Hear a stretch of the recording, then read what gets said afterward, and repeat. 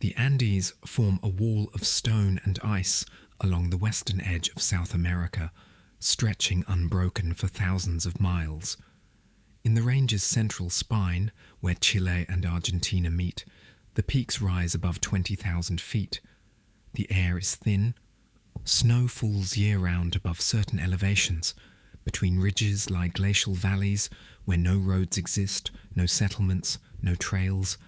The silence there is absolute. In October, late winter yields to early spring, but the cold remains. Winds push across the passes without warning. Cloud cover can settle and hold for days. At that altitude, weather does not announce itself. It simply arrives. On the afternoon of October 13th, 1972, a twin-engine Fairchild turboprop carrying 45 people departed from Montevideo, Uruguay, bound for Santiago, Chile. The aircraft was chartered by a rugby team from Stella Maris College in Montevideo, along with their friends and family members. Most of the passengers were young men in their late teens or early 20s.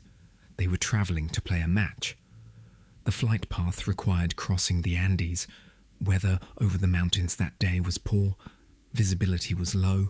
The pilots, experienced with the route, made the decision to stop in Mendoza, Argentina, to wait for conditions to improve.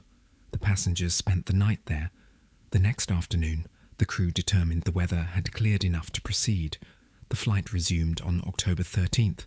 The turboprop climbed toward the passes. Standard procedure required the aircraft to reach a certain altitude before crossing the Cordillera. The pilots, navigating by instruments and visual reference, believed they had passed Curacao, a checkpoint town on the Chilean side. They began their descent. They had not yet cleared the range. The aircraft was still deep inside the mountains.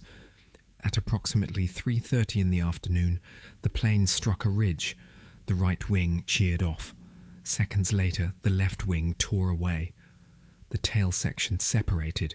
The fuselage, now a cylinder of metal with no wings and no tail, tumbled down a steep snow-covered slope and came to rest at an elevation of approximately 11,800 feet in a remote glacial valley in the Argentinian Andes, roughly 30 miles from the nearest road or settlement. 12 people died in the impact or within the first few hours. The fuselage had broken open at the rear, exposing the interior to wind and cold. Seats had torn loose. Luggage, bodies, and debris were scattered across the slope. Survivors, many of them injured, found themselves in near-total confusion. Several had broken bones. Others suffered lacerations, internal injuries, or head trauma. The temperature was well below freezing. The altitude made breathing difficult. No rescue came that afternoon. No signal was heard. The valley was surrounded by peaks. Snow covered everything. The wreckage was white against white. Among the survivors were members of the rugby team, including team captain and medical student Roberto Canessa, law student Fernando Parado, agricultural student Nando Strauch, and economics student Gustavo Zabino. Also present were family members, friends, and the team's supporters. One of the passengers, a medical student named Roberto Canessa, he had limited training, but became the group's de facto physician. Another survivor, Marcelo Perez, assumed early leadership. The youngest was a teenager, the oldest was in his 40s. None had mountaineering experience, none had survival training. Most had grown up in Montevideo, a coastal city where snow does not fall. The fuselage had lodged partway into the snow, tilted and partially buried. It offered minimal shelter. The interior was open to the wind. At night, temperatures dropped further. The survivors huddled together for warmth.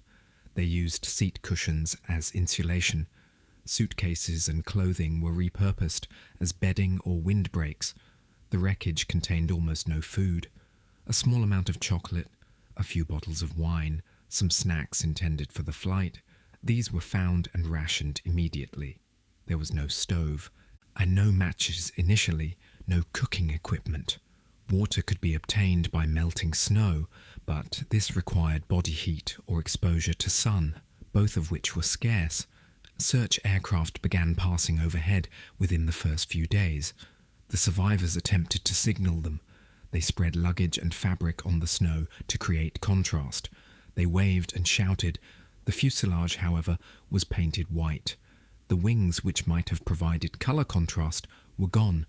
The valley was vast and the wreckage small. Search planes flew over several times but did not see them.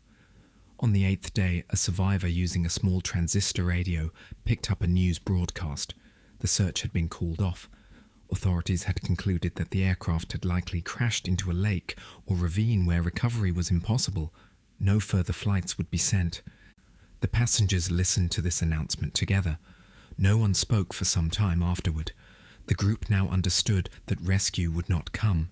Survival depended entirely on their own actions. The immediate concerns were cold, injury and hunger.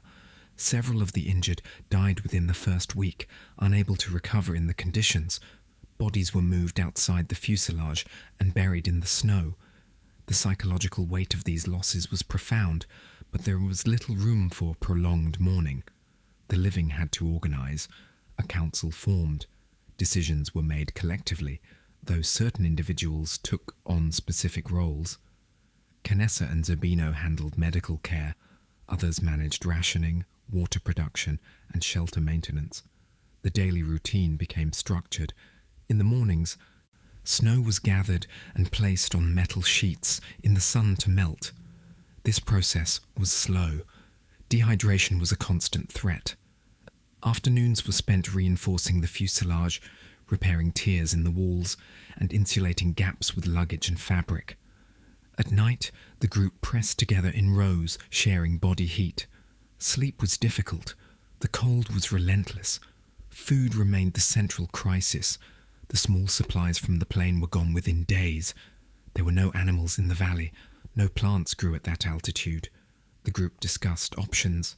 They considered walking out, but the landscape was impassable for anyone in their weakened state. The snow was deep and soft. The peaks surrounding them were sheer. None of them had climbing equipment or knowledge.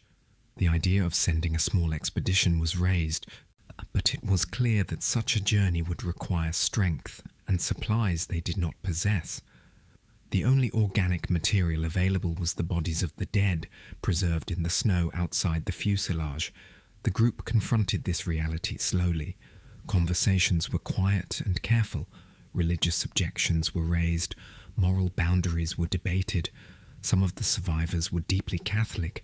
The act being considered violated both cultural and spiritual norms. But the alternative was starvation. After days of deliberation, a decision was made. Several members of the group agreed to begin. They used broken metal and glass from the wreckage to cut small portions of flesh from the bodies. The meat was rationed in tiny amounts. It was eaten without ceremony.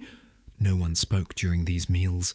The act was understood as necessary, not symbolic. It was a function of survival, not a statement. This practice continued for weeks. The psychological cost was immense, but it was managed collectively. The group agreed that if any of them died, their bodies could be used in the same way. This pact removed some of the moral weight. It became a system of mutual support. Still, the act remained difficult. Many struggled with nausea, guilt, and despair. Others detached emotionally, treating the process as mechanical. There was no single response. Each person coped in their own way or did not cope at all. On the 17th night, an avalanche struck the fuselage. Snow poured through the open rear of the wreckage and filled the interior. Several survivors were buried. Others dug frantically in darkness. 8 people suffocated before they could be reached. The group, already reduced, I lost nearly a fifth of its remaining members in minutes. The fuselage, now packed with compacted snow, became even colder and more cramped. The survivors dug out a small tunnel to allow air and movement, but space was minimal. Morale, already fragile, collapsed further. Some stopped speaking, others withdrew into themselves. The disaster had been random and absolute, and it underscored the precariousness of everything. Time in the valley moved without clear markers. Days blended. Injuries that had seemed survivable worsened. Infections developed. Frostbite claimed fingers and toes. Malnutrition weakened everyone. Muscles atrophied. Movement became painful. The group's physical capacity declined steadily. Conversations grew shorter. Silence became the norm. The question of escape returned repeatedly, but no one had the strength to attempt it. Weeks passed, then a month, then more. In early December, after nearly 2 months, 3 survivors made the decision to try. Fernando Parrado, Roberto Canessa, and Antonio Vizintin prepared as best they could. They fashioned warmer clothing from seat covers and insulation. They packed small amounts of food. They took a sleeping bag made from the plane's fabric. Their plan was to climb westward over the peaks toward Chile, where they believed the nearest settlements lay. The rest of the group remained behind, too weak to travel. The 3 men set out at dawn. The snow was deep. Progress was measured in meters. After several days of climbing, Vizintin returned to the fuselage. The supplies would last longer for 2. Parrado and Canessa continued alone. They climbed for 9 days. The terrain was steep and broken. They had no map, no compass, no clear sense of distance. They navigated by intuition and desperation. On the 10th day, they reached the summit of a ridge and looked west. They expected to see green valleys and towns. Instead, they saw more mountains, extending endlessly in every direction. The realization was devastating. They were farther from civilization than they had believed, but turning back was not an option. They descended the western slope. On the 11th day, they encountered a river. They followed it downstream. The valley began to widen. Snow gave way to rock, then to patches of vegetation. On the afternoon of December 20th, they saw a man on horseback on the far side of the river. They shouted. The man saw them but could not hear over the water. He returned the next day with help. Parrado and Canessa were given food and clothing. They explained what had happened. Authorities were notified. A helicopter was dispatched. On December 22nd, 1972, 72 days after the crash, helicopters reached the fuselage. 14 survivors were found alive inside. They were evacuated in 2 trips due to altitude and weather constraints. The operation was filmed. Images of the wreckage, the survivors, and the scattered remains reached the international press within hours. The fact that the group had resorted to consuming the dead became public knowledge almost immediately. Reactions were mixed. Some condemned the act, others understood it. The survivors themselves gave interviews carefully, with visible discomfort. They described their decisions in plain terms, without excuses or justification. They stated what had been necessary. They honored the dead. The crash of Flight 571 became one of the most studied survival incidents of the 20th century.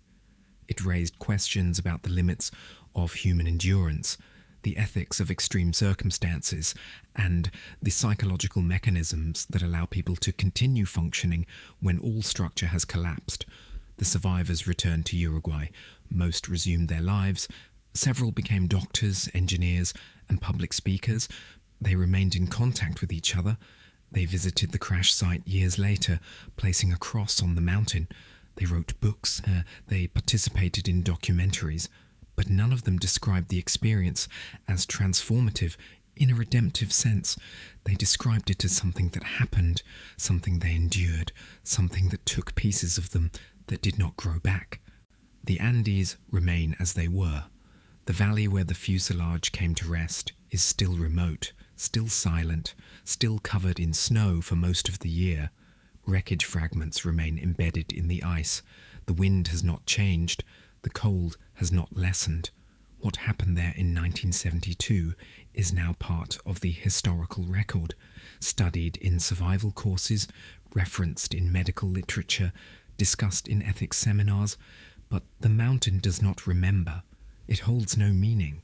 It simply continues, indifferent and absolute, as it was before the plane fell, and as it will be long after the last survivor is gone.